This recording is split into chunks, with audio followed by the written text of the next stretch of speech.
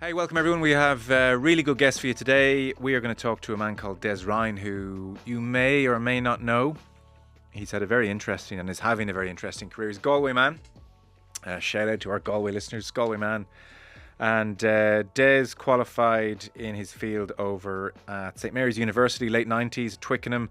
And this is the area of sports science and preparing athletes for elite sports. So his career was Irish Rugby. He was head of strength and conditioning at Connacht Rugby 99 to '08, so that kind of 2000s period, and then worked with the RFU for a couple of years. And in 2013, he went over to Arsenal, and his title there was Head of Sports Medicine and Athletic Development at the Arsenal Academy. So 2013 to 2021, he spent his time at the Arsenal Academy. And post-COVID, wanted to come home, did a stint at St College for 3 years, and as of 2024, he is Director of Sport and Physical Wellbeing at the University of Galway, where, as you'll hear, he's doing very interesting things and plans to create centres of excellence and really, improve Irish sport. So he's had a fascinating career in both rugby, over at Arsenal, and now he's here at home. And we're going to talk to him about, for instance, working with Max Dowman's under-12s team. And 4 short years later, Max Dowman's able to do it in the Premier League. So that'll be interesting. Talk to him about preparing all of these young men for Premier League life generally in that extraordinary world. How strong they are, how fit they are, their psychology, all of that. And also his concerns for Irish football. Because post-Brexit, it's kind of falling on Irish football now to develop our best young talent. And as we know, the funding is minimal. It's been 10 years since Brexit and just not enough is being done or has been done. So we'll chat to him about that. So it's all on the way with Des Ryan. Should be a really good chat. Our football coverage, I guess this is a football podcast, albeit we'll talk about how you work with prodigies generally. But our football coverage is sponsored by Sky Sports. And with Sky Sports and Sports Extra, you can watch every live Premier League match this season. This weekend, you would have to say, sets up very nicely. Chelsea, Manchester United on TNT. That's Saturday at 8 o'clock.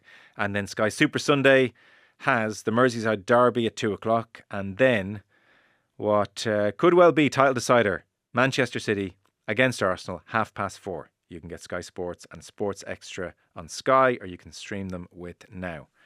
Without further ado, he is a man who's really worked at the cutting edge of sports science for some time now.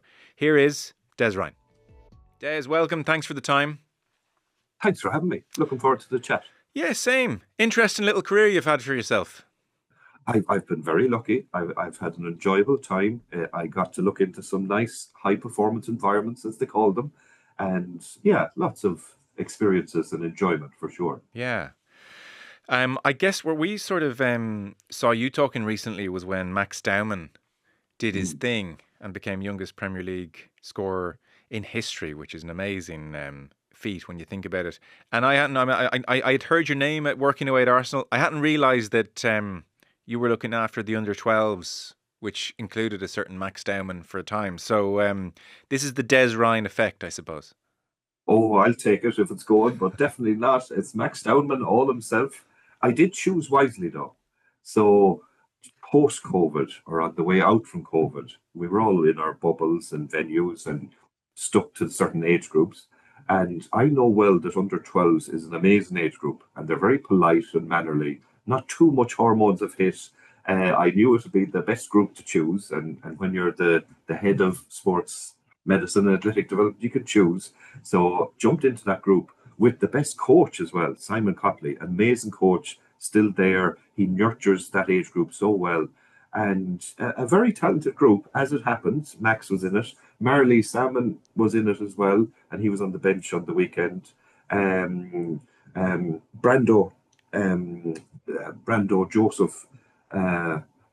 Bailey Joseph was on it. He had an appearance this year. So yeah, talented group, an enjoyable group. 12-year-olds, they're saints.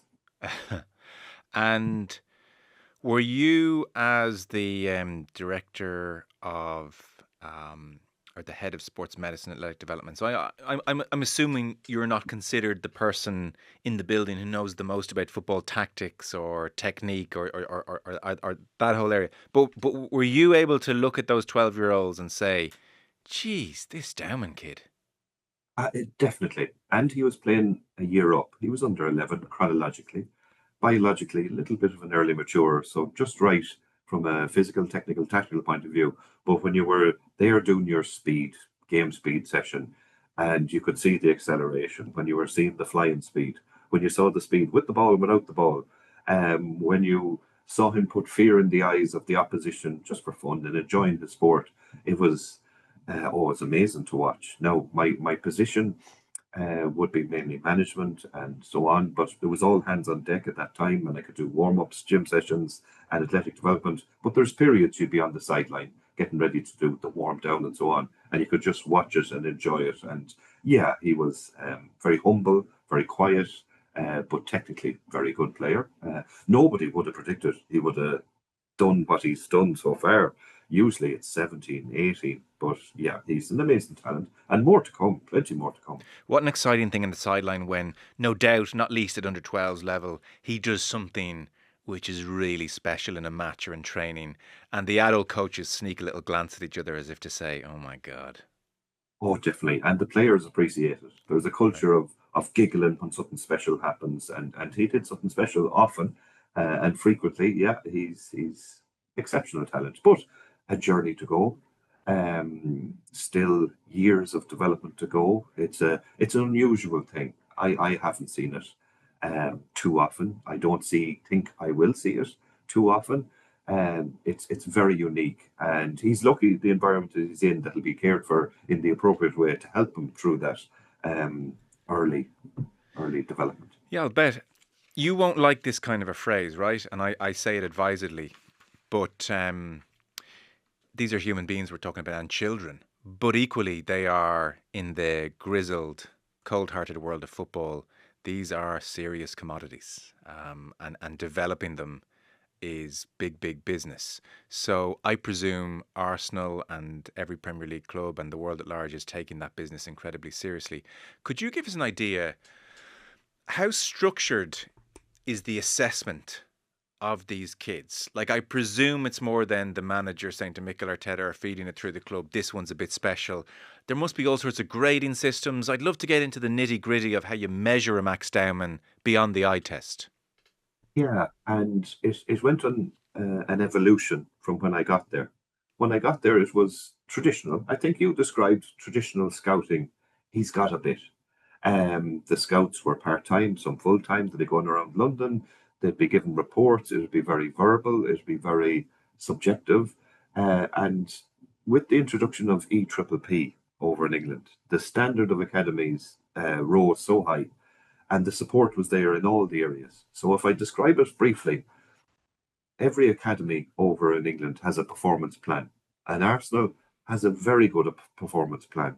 So if I'm to describe it, the vision, strong young gunners. They want to develop young people that can cope with whatever is in the future, playing Champions League, not playing football, find a different career. So catering for all. Then how are they going to do that? Well, they want to create the most caring and challenging football academy in the world. I still remember it. That means it was living. It was alive and lived by everyone. So caring and challenging environment. Then there was a philosophy of play. There still is how they play football. So when you're scouting, you're looking for a player that'll play the Arsenal way. So highly technical, composed and comfortable on the ball, ability to play between the thirds, strong player, high speed repeatability. That's not all of it, but that's what comes to my mind. So that helped me as a person in sports science, sports medicine. We have to develop and find a player to be able to play in the philosophy. Now, for assessment of players, 4 pillars: most efficient mover, that's the physical and medical; effective team player, technical, tactical; champion mentality, that's psychosocial; and lifelong learner, that's education. So in every player review, in every scouting report, in every player progress meeting, all those 4 areas were discussed. So it's definitely holistic. And from our side in science and medicine, we could bring together biological maturation, speed, strength, power, endurance, movement assessments, our own observation when they're playing in the game. And it was all put on the table. And the various stakeholders would be there: psychology, scouting, coaching, academy manager, final decision with the academy manager. But it turned into a nice report and a nice informed discussion. That's fascinating. Let's tease that out for a second. Efficient, and I'm butchering your titles, but again, just to remind people, efficient mover. I'd say that's that's an understatement when we're talking about these athletes. I'm an efficient mover. They're slightly better than efficient. Efficient mover, their technique and tactical side, mentality, and lifelong learner. So, because increasingly, even take a sport like golf, there are universities in the States now when they're looking at promising golfers, and they're sort of saying, as a barrier to entry, they're almost saying, look, I don't want to see it play. Look, your short game, all that kind of stuff. What's your swing speed? If your swing speed's good enough, I can work with you, and that's a barrier to entry. So with Padraig Harrington 20 years ago, they would have laughed at him, and Padraig Harrington did just fine. So are there certain things there which are non-negotiable? I.e., I would look at Premier League football and I would just think the physicality of the thing is frightening. They are all just frightening athletes now, endurance and speed. And so, is that the essential? Is that the one thing? If they don't have that, I can't work with them. Or is it mentality? The guy his touch isn't as good and he's not able to run, but geez, you put him in a match and he's like Roy Keane. It's just something comes out. Or is it technique, tactical, I'll sort out everything else, etc. So, as a kind of, you're working with a test case, is there one thing of those 4 pillars you're like, I really hope he has that. If he has that, I can work with him. Well, I'm biased towards speed, but that shouldn't dictate who gets selected. But again, over the 9 years I was there, it went on a journey. And you described it well in the 4 areas. And I think Premier League now, you have to be proficient in all 4 areas. Right. Maybe a super strength in 1, 2, 3, or 4. If there's a negative in one of those areas, you're going to struggle in Premier League. You'll have a career in Europe, in League 1, 2, maybe Championship. In the early days, we used to talk about players like Santi Carlozola. Maybe not the most physical player, highly technical, good career. I'm wondering, would he play Premier League now? I don't have the answer, but it would be that little bit harder for him.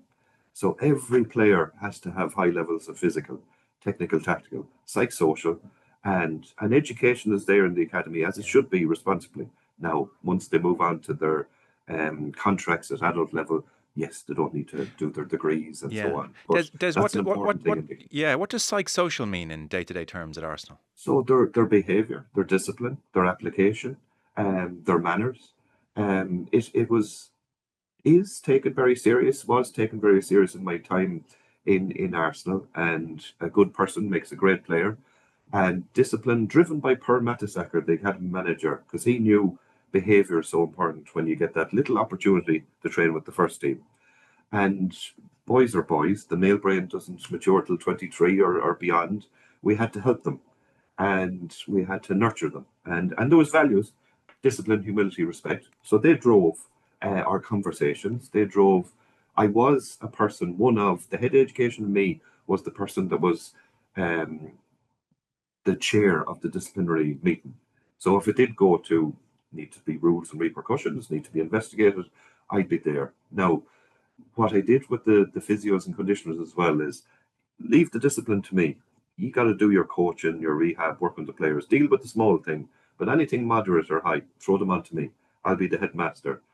And there was a lot of conversations with teenagers, as there should be. There's no such thing as a bad teenager, but they need to be guided and mentored. So when I'm having the conversations, I talk about their discipline, I talk about their humility, I talk about their respect, to help them. And yeah, that was I'm overemphasizing that. Yeah. Obviously, highly technical players, comfortable and composed on the ball is important. Obviously, speed, power, strength, endurance. The example I give, and sometimes people don't like this example and are a little bit uncomfortable, when Crystal Palace came over to play Shelburne in one of the European I watched it. Yeah. It was different level. It was different level. It was frightening. And that's what I said. There's the benchmark. Yeah. And football is growing and is nice and enjoyable in Ireland. But that's the gap. Yeah. It's huge. It was the huge. First touch. I was staggered how huge it was. I mean, sorry, I wasn't, of course. But as you said, the first touch, the skill, the speed. Listen, it's incredible. Jurgen Klopp said a couple of years ago that he likes a freak in one area. Now, I don't know if he uses the same 4 pillars as you, but again, to paraphrase what Klopp felt, he said, you know what? I don't want someone who's a 7 out of 10 in everything. I want a freak who's a 10 out of 10 or a 12 out of 10 in speed or a 12 out of 10 in technique. And that's what I'm looking for. I'm looking for a freak in some area. 100% super strength, I call it, rather than freak. But yeah, Martinelli, Bukayo Saka, Flo Balogun that went off to Monaco. Their speed measured on GPS and speed timing gates, phenomenal. And I came from the rugby world, the academy in rugby. I worked with Irish rugby national teams, and I'd be aware of speed times. And then I just went over to London, and these teenagers, I'm looking, going, "Oh my God!" Jeez, I didn't know. I didn't know Martinelli was freakishly fast. He is. He's one of the quickest there, Wow. for sure. That doesn't jump out to me when I watch him, I have to say. Yeah, the pure max speed, nothing in front of you, no decisions, no ball. Yeah, he's got a high level of that, as did Hector Bellerin, and Bukayo, Flo. But most of them are. See, this is the thing. They play with other speedsters. They all just look the same. Yeah, they're a high proportion of them are at that high level of speed. And I don't want to overemphasize speed, and we use the term game speed.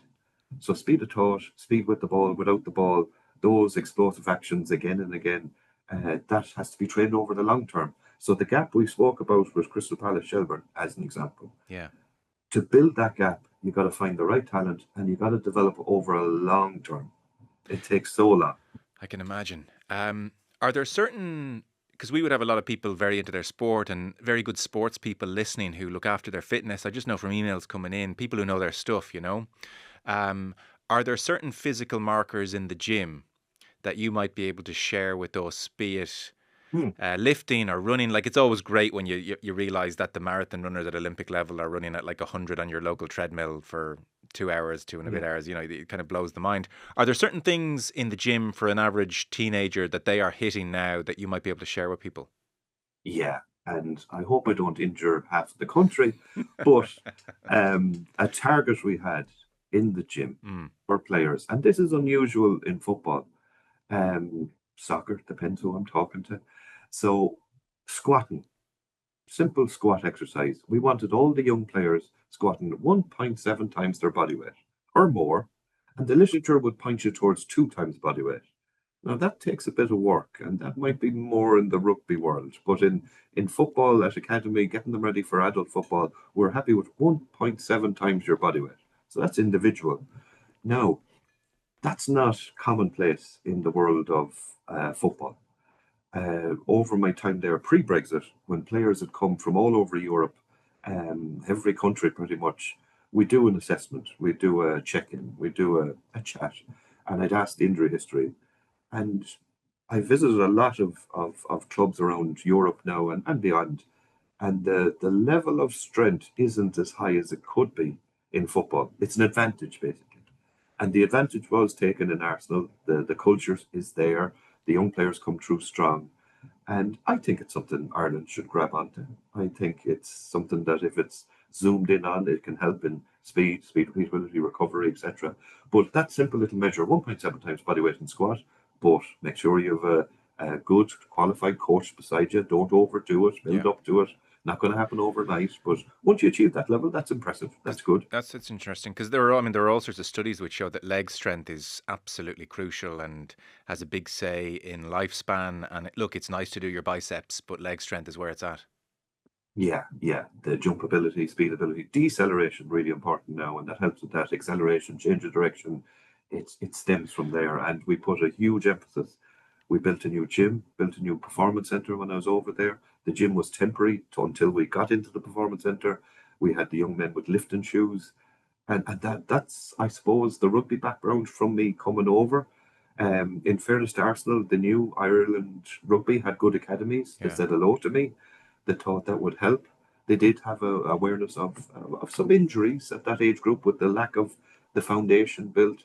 And yeah, we have the injury audits from my time there in the past. It helped reduce injury and accelerate the development. Yeah, because it's something which really struck me at the World Cup in 2014, where I got to see so many of these players in person. And I also think the point I'm coming to, it also only really happened this century as diets improved, alcohol was phased out, and things approached what we would now call modernity.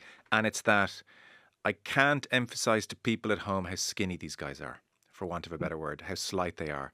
Like, I vividly remember being at the World Cup in 14, and Diego Costa was, you would watch him on TV. He's a big, burly, physical target man, elbows, strong. And I remember looking at him in a pair of shorts in the press conference, and I was like, look at these rinky-dink calves on him. He's so slight. There's no weight in him whatsoever. And they are all so, so slim. And I think it's deceptive because they're next to each other out there that they look so slim. Like, I saw a video recently of Micah Richards talking to rugby players. Now, you put Micah Richards with football players, he looks like he's a bodybuilder. You put him next to rugby players, he actually looked a little bit slight. So, Yeah. talk about the lack of weight that these players are carrying now would shock people, I think. It is, and they've a lot of ground to cover, and they're athletes at the end of the day, and you don't want to be carrying excessive load. Is it contact? It's contact. Is it as much contact as rugby or Gaelic? No. So they're naturally a bit smaller, and that repeatability, the distance to be covered, smart distance to be covered, it naturally lends itself to what you're describing. Yeah. But they still need to be strong and powerful. But you don't want to overdo it because build too much muscle. Yeah, and I should have mentioned the Adama Traore example recently, where his manager said, like, you're not allowed in the gym anymore. You need to lose the guns. So my point isn't like a criticism of these guys. It's full of admiration. They managed to be incredibly powerful, incredibly slight, but clearly they're not doing weights which puts on bulk very deliberately. No, not excessively. But still, if you look at Bukayo Saka, very athletic physique, applies himself strongly to that area. I think there's a journey to go still in football that if players applied a little bit more emphasis in that area. Right. And I don't like to hear managers going, don't go to the gym. I'm going, oh my God, injury prevention, the performance you want, that'll help it. Yeah, not too much excessive size, of course not. And that might restrict mobility if it's a poor program. Yeah. So I still think there's a journey to go in what can be done. Now, the calendar makes it hard at adult level. That's why academy is so important. Right, interesting. Because even it's a bit before your time at the club, but Thierry Henry, who again was just sculpted, he said he never went to the gym. Truth or no, he said it. I was lucky enough to spend time with Thierry, name dropping there now. He took the under 18s when he was doing his badge, and I had an interesting chat with him. And he corrected me, in fairness to him, and he was right on certain points. And I was showing him the outputs of games now, and I had some research from his time. Right. I went, look, 30% improvement, and wow, look at all they have to be doing, my enthusiasm. But he went, I won't do a French accent. But the pitches, they were so bad. The ball, the boots, they were so bad. He was valid point. Yeah. Now, didn't make up for the difference in what it changed to. And I remember Wayne Rooney sort of slagging off Theo Walcott about which team would be better, his 0-8 team versus the current Arsenal team. And Wayne was very confident that they'd batter the Arsenal team. But I'm going, if I look at the metrics, the athleticism alone of the current players compared to that era is dramatically different. You're talking 20%, 30%. Right. So I'd love to see it. It'll never happen.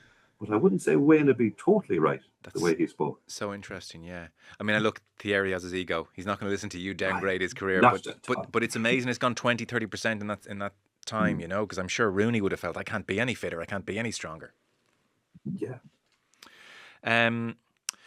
God, it's all so interesting. In terms of the atmosphere at a club now, and I use that commodity word at the outset, like, some people will see these kids as potentially winning lottery tickets. Agents will want to swoop in. They'll try and buy parents a new washing machine back in the day, to use an antiquated example. But they'll try and charm the parents. They'll try and get involved. They'll try and hoover up the talent. And equally, I am aware of players as they started making big money who found themselves under crazy obligations to give certain family members certain amounts each week, and the stress of it. Like anyone who comes into huge money will tell you it brings its fair share of problems.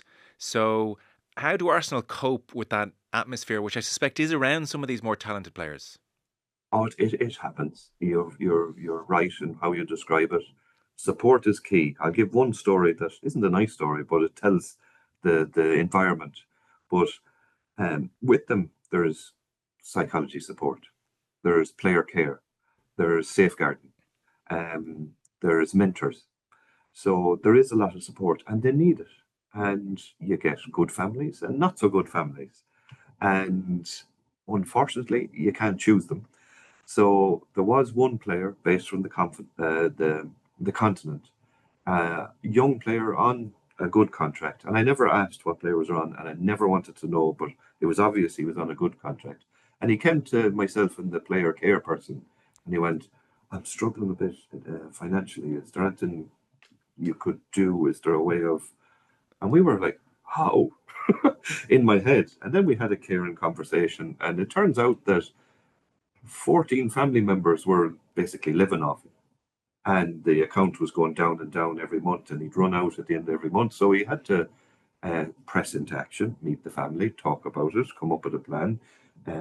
He was a minor at the end of the day at that stage. So those things do happen. Now that's an unusual story, but there is the right people around them to help prevent that. There is the advisors alongside them to help prevent that. There is the education alongside them to help with that.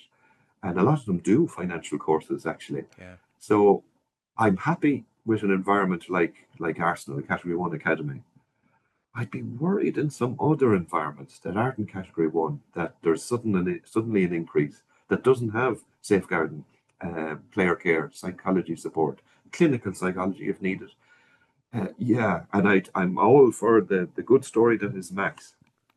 But I would worry about teenagers in smaller clubs without the separate dressing room, the security, the one-to-one education, etc. Yeah, it's. I'm not saying it's a perfect world, Yeah. and it needs to be managed very carefully. And I'd go as far as say some clubs shouldn't be allowed to have it unless they have the minimum requirements. Yeah. I mean, it must be an extraordinary thing to be a teenager and you wake up one day and suddenly 5 grand starts landing in your account every week, or 10 grand. I mean, Yeah, what but would I any had of a us do? good laugh with them because they could never get a car over a certain litre, 1 litre. And they all had their nice cars, but they're only 1 litre. And I come in with me bigger car than that, not in terms of engine. And I went, how much litre is it? That's all. Oh, that's come on. Because they weren't allowed with their age and so Yeah. on. But yeah, it comes, they make mistake, they're young. As long as they reflect, as long as there's rules and repercussions, yeah, I can hand on heart say the vast majority of the young men I worked with, and there was a lot over the 9 years, were solid, mannerly, knew the difference between right and wrong, Hmm. weren't big lifestyle issues in terms of drink and drugs and so on. Very clean living, actually. Right. And there would be a minority, like every group, who made mistakes, Yeah. for sure. Yeah, I'll bet there is. And I suppose on that as well, I think a lot of people would be very reticent about a 16-year-old hanging out in an adult dressing room where they're talking about very adult things, and young sportsmen, their reputation precedes them on a few fronts. So that's a weird one to handle. I don't know if it's true or not. I read Lamine Yamal changed at times in a separate dressing room for a period to the men because he was, in effect, a minor. So how do Arsenal handle something like that? Like, is Max Dowman sitting next to X and Y who are talking about their big weekend? No, I was never there while he was in the dressing room, but I know the protocols, Right, and he would have a separate room, and right. he would have the safeguarding officer there all the time, and there would be the security person there all the time, and he would be looked after properly by a assigned player, a mentor, and then you've got your head of education if it was an away trip. And I did hear a story. We had an Arsenal coach over for a conference here in the University of Galway, and he'd be very friendly with Max, and they'd be at an away match, and the players would go out for a meal after it, or it was before the match, I guess. And the young players wouldn't though. So there'd be security at the room just in case teenagers do what teenagers do, and they'd be ringing the coach as they do, getting food delivered, being looked after well. But it would be a different journey, a different experience for those players. For the time they are teenagers, but you need big resources to do that properly. Hence my concerns if it's Yes, elsewhere. yes, yes, yes. And how much football should a 16, 17, 18-year-old play? Oh yeah, here's the kicker. So if you're to become now, I'm talking totally in the context of if you are to develop a player for the top 5 leagues in Europe, and more importantly, the top teams in the top 5 leagues in Europe, they're going to have to play a lot of football.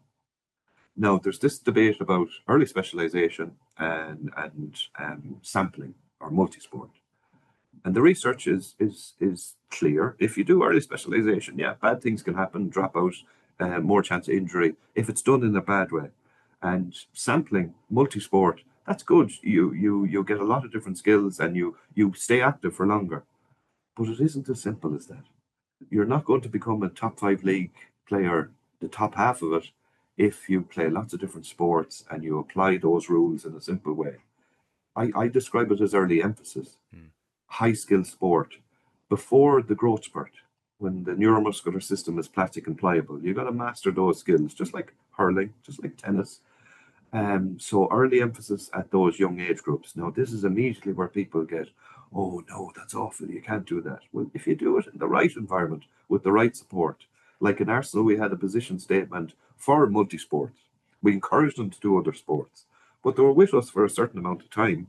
And we did a little bit of multi-sport in that time, but they had to master all these skills. And when we look back on the players that were successful, the vast majority of them were with us from a young age, like 9, 10.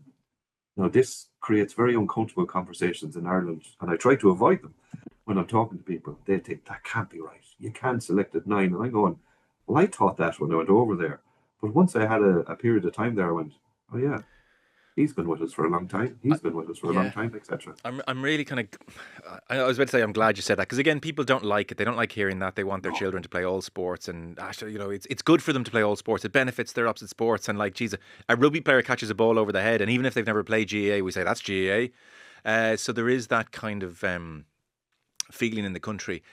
But what you say does make sense to me, and it's not pretty and it's not nice. I mean, would I think that a kid has a better chance if they've been at Arsenal from the age of 6, 7, 8, doing the best training every day versus somebody spreading themselves thinner across various sports? Like, it just follows that the early emphasis would give them a better chance. Like, maybe his psych development wasn't great, but Tiger Woods wasn't playing 5 sports as a 5-year-old, Like, he got in there and he stayed there. Yeah, and I get into this discussion at various times, and what I say to people who would be advocating against it, please show me where what you're describing creates top 5 European league footballers. I'd love to see it. I'd be excited to explore more into it, but nobody can tell me where it is. Whereas I can show lots of examples where you mentioned 16. So once they become 16 and they move from under 16s to schoolboy contract, it's full time. It's 9 to 5 every day, Monday to Friday. That includes education and video analysis and so on, and a match on Saturday. And I truly believe that's where professional footballers are built. Yeah. So this is what Max Dowman should be entering. This is why that's so unusual. This is the most important time I felt when I was in Arsenal, under 18s. So you've got 2 years of a full week, only a match on Saturday, and you can get 3 athletic development sessions in, 4 priority sessions in, 1, 2, 3, 4, 5, 6 football sessions in, 3 performance analysis sessions in, 2 psychology sessions in, day and a half of education, and a match on Saturday. And you have Sunday off. That's what it takes. Now, when I arrived in London, they were finishing at lunchtime, and I wasn't overly popular when I said to everyone, kit men included, no, we need to be here till 5 o'clock. No, it was Liam Brady's decision. He was the academy manager when I was there, and he was at ease with it, and he knew change was needed to happen. And that was so helpful to get them ready for adult football.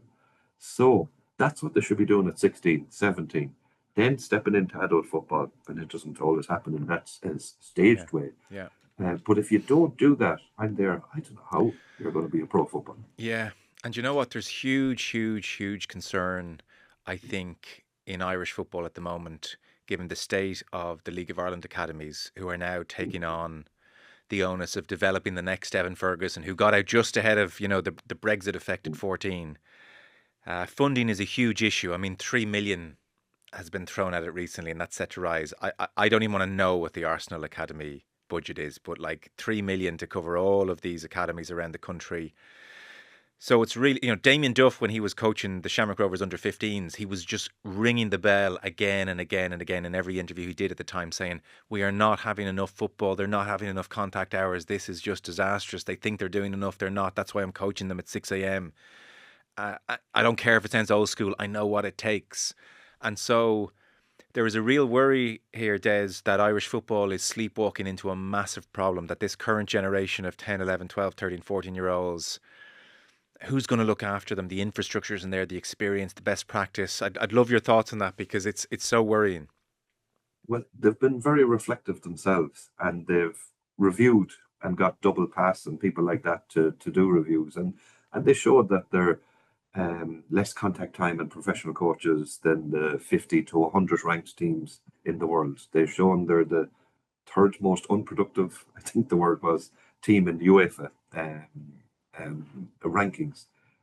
So they're not there, the contact time. They're not there, the pro coaches.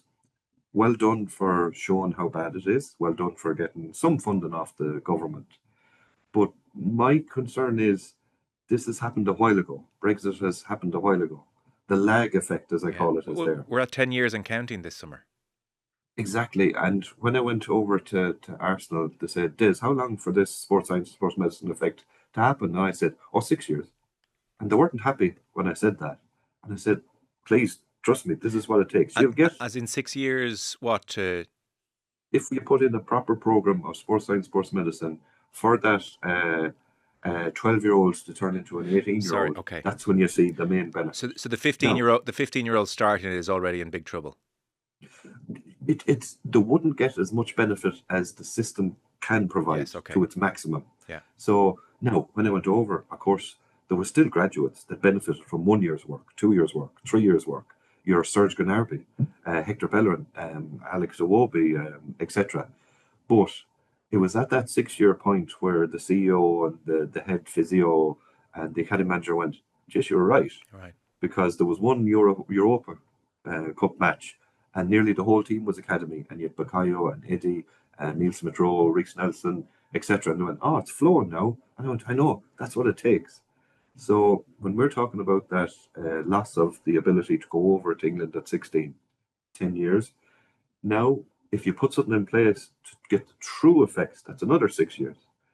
And now how long for it to go into place? So it is a worry, undoubtedly. And again, I've uncomfortable conversations with the football community here when I go, our players aren't that good. And my targets are Champions League. That got ingrained into me when I was in the club, and there was a time they weren't in it, and they wanted Champions League players. So that's my lens. Whereas the lens in Ireland seems to be, Championship is good. Yeah.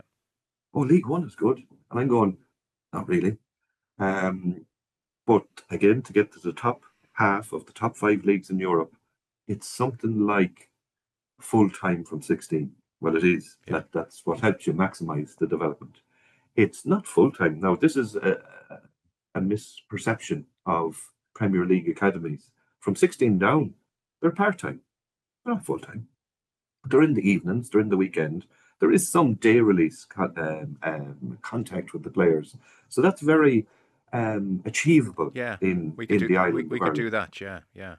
And good quality coaching. Now, there's still sports science, sports medicine. There's still psychology. There's still player care. There's still education, there's still performance analysis, and now it's starting to turn into an expensive environment to create. So if I was to reflect and discuss it, I enjoy discussing it, and it's none of my business and it's nothing to do with me, but I'd probably less is more. And I did do a little presentation to the FAI staff maybe 2 years ago, and the main phrase I used is, don't do an academy unless you're going to do it well. So maybe in time, and I'm sure it's in their thoughts, that we probably should only have about 4 or 5 academies in the whole country. It's funny, you took the words out of my mouth. Given everything you're saying there about how complete, say, the Arsenal elite academy is, I mean, things like psych sessions and care sessions and that individual attention, all of this costs money, and the assessments on top of all the coaches.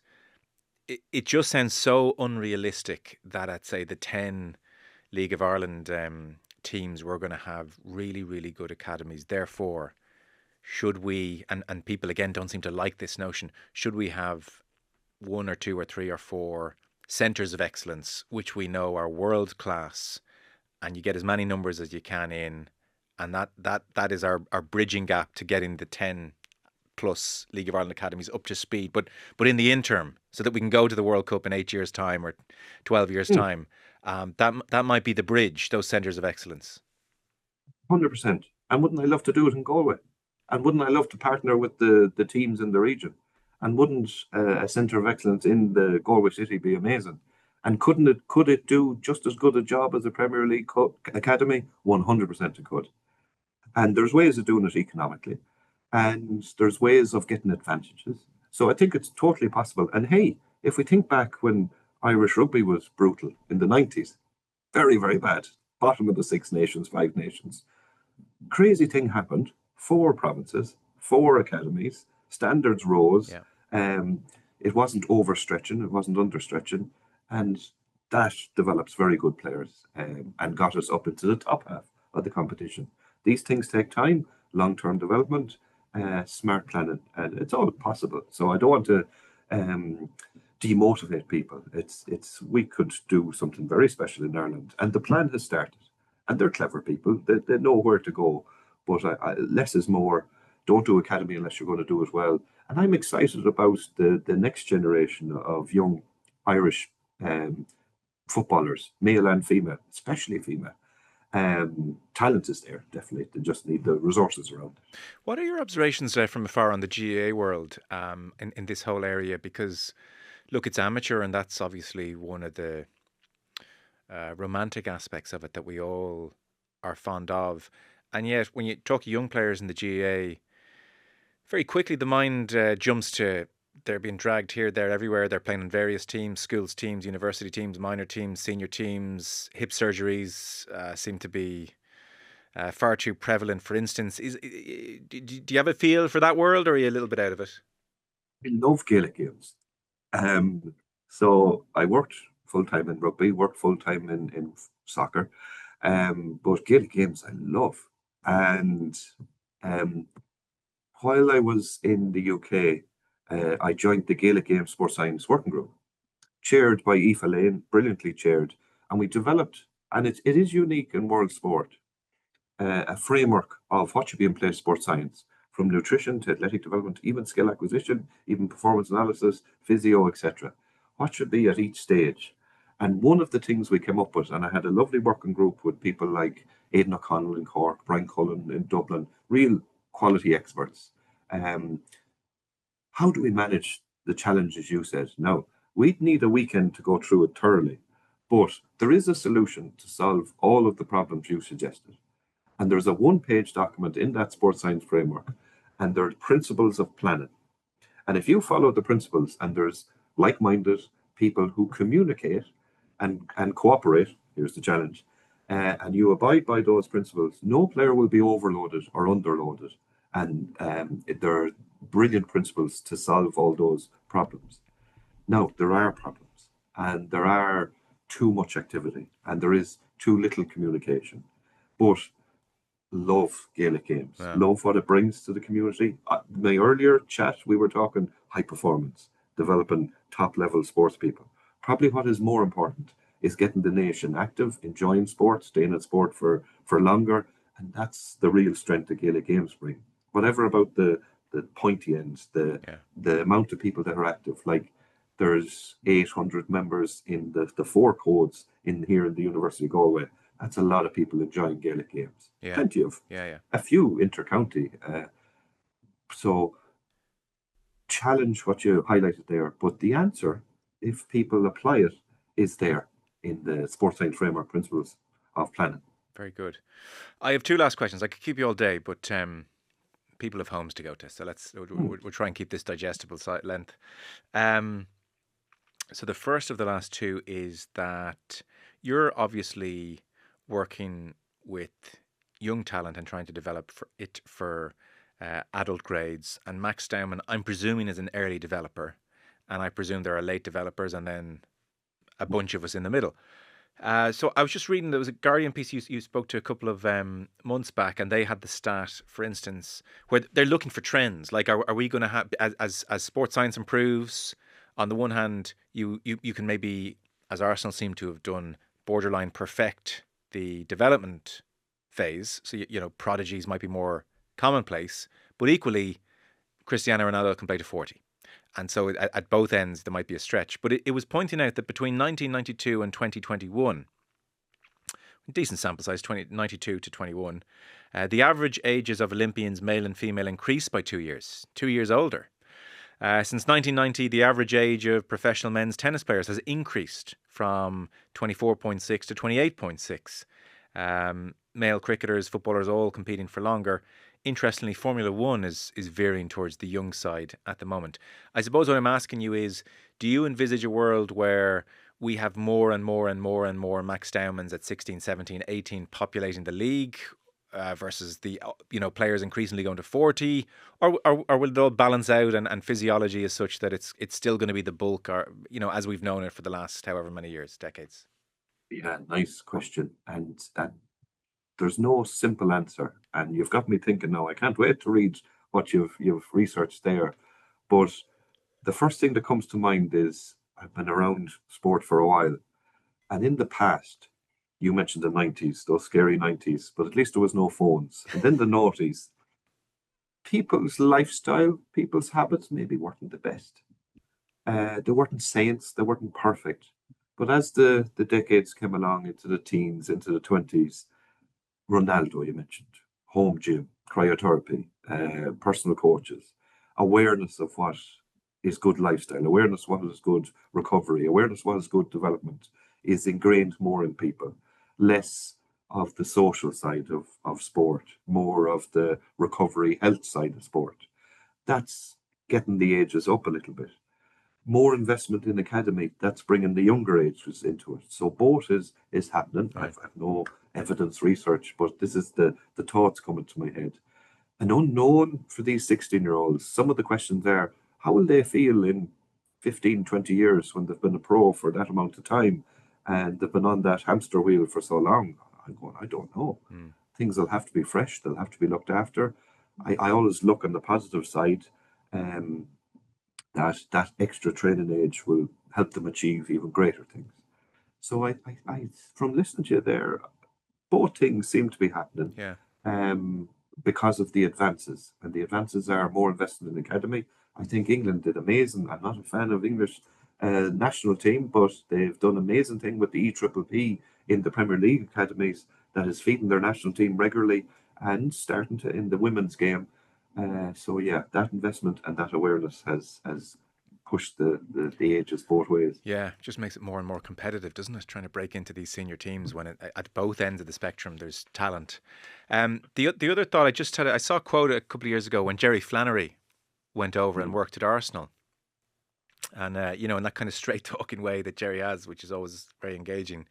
He said, going over to Arsenal, I would have had a predisposed idea in my head as to what footballers were like. Overpaid, prima donnas, didn't work hard.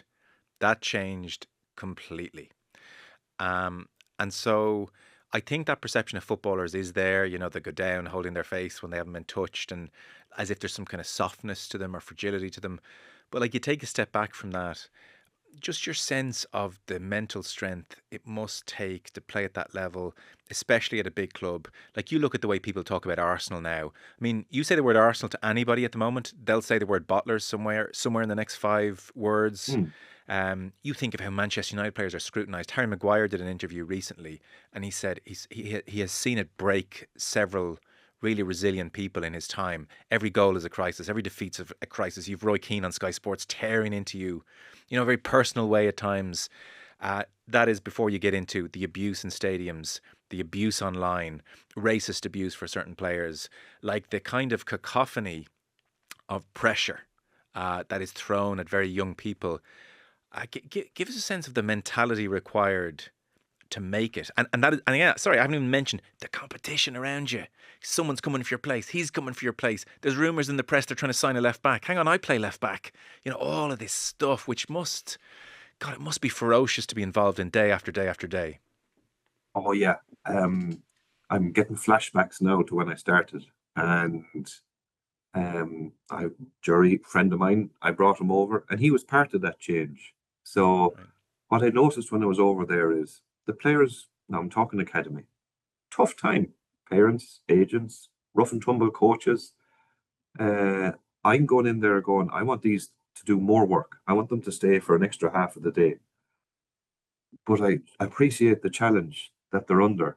So I put up a phrase in my office, Mullinoga gus chukishi, praise youth and they will flourish. And I said to all the physios and conditioners, just praise them. There's not enough praise. Only give it if they deserve it. And I saw the effect of, oh, someone's praising me. And we published our approach to physically developing players. And part of it is to be their favorite uncle or favorite auntie. Now, the reason those two strategies were chosen, because everything you mentioned, the pressure. So I wanted the science and medicine people to be favorite uncle, favorite auntie. Not too close, but there to support, there to enjoy, and to praise them when they do something good. Now they step on their journey away from the academy into the cauldron that you mentioned, and it's vicious. It's so tough, and the scrutiny of people trying to catch them out, and the kiss and tell girls, etc. They're all there. They're all online now. It's even worse. So you need a good team around them, and most of them have a team, and they have their guy, as they call it, their minder, their mentor, their physical person. It's a whole new industry. It's tricky to navigate because if there isn't good communication with the club, it can be overloaded and miscommunicated. So I'm going on a journey here, but I'm basically going, there is good people in the clubs to help them with that, and we try to be that in the academy. There is good people around them to help them with that, but there are exceptional sports people and athletes to deal with that because it's the sport in the world that everyone is interested in, everyone cares about, everyone has an opinion in, and they have to deal with it and relentless.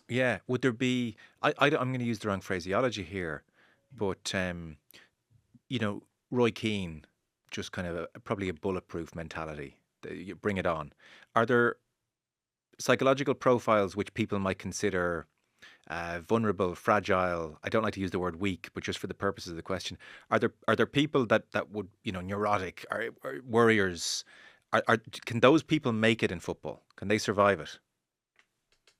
Yeah, people ask me this a lot. What trend, what attribute have you seen the players come through in?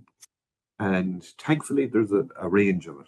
And it's not just the one type that goes through. So I've seen the very quiet person that doesn't say a lot in a room, that can be quite emotional and can get quite upset. I've seen the angry, boisterous, confident person that commands a room, that talks back to coaches when it's needed, that leads the group. They are successful. I've seen the studious, articulate, diligent, mannerly people, Makai Osaka, who get about their business, don't upset anyone, don't shirk away from any challenge, and is diligent. So I love the different personalities that come through. Now, if a person isn't committed, doesn't like football, doesn't like improving in football, doesn't poor discipline, they don't make it.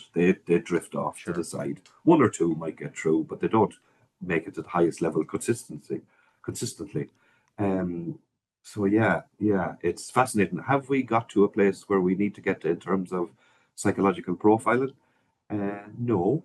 I'm involved in an interesting project with Brentford, very clever club, and their academy, and there is a big initiative in that in terms of neuroscience, psychology, clinical psychology, PhD studies going on there. So that is an area that needs to grow in our understanding. But we did one very good study in Arsenal when I was there, and we did a survey with players to look at their application in terms of their reflective practice.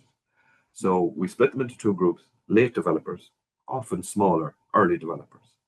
So how were these group at reflective practice?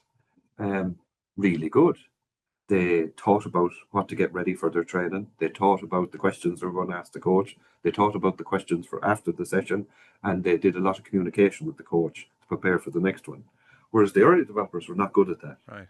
So that inspired me to go, we need to have individual support and psychology for the early late developers, and there's so much more that can be gained here. So it's ingrained in the industry. It's finding its feet, but that's a growth area for sure. To understand what you were talking about there even better, and to help them as well. But if I look at it, sports science has been around for a long time. Physio has been around for a long time. Full-time positions. Psychology, we're talking a decade, two, often part-time positions, finding their feet on where they are in the environment and where they live. people understanding what they do, they understand what other people do. So there's definitely growth coming in that area, needed in that area. Very good.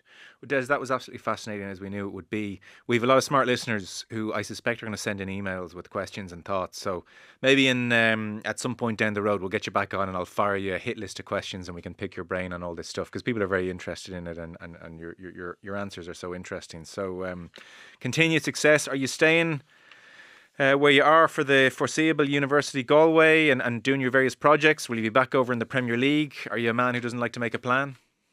100%. I'm a long-term project. I was in the Irish Rugby Union for 14 years. I was in Arsenal for 9 years.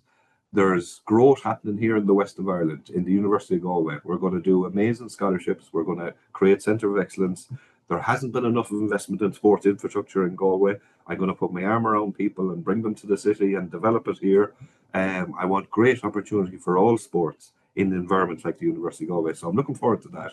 But I have a great interest in high performance, and I go over to Brentford every couple of months, maybe every month if there's a certain topic to be done. I'm on a committee for the European Football Clubs unit in medical and performance. So that's me mingling with all the big clubs in Europe, and I'm on the Sport Ireland High Performance Committee. So because of my age, maybe I've stepped into the committee world, but University Galway is my main project, and looking forward to doing a long-term project there. Very good. Well, listen, thanks again for your time. It's much appreciated. Des Ryan, take care, Des. Thank you. Thank you.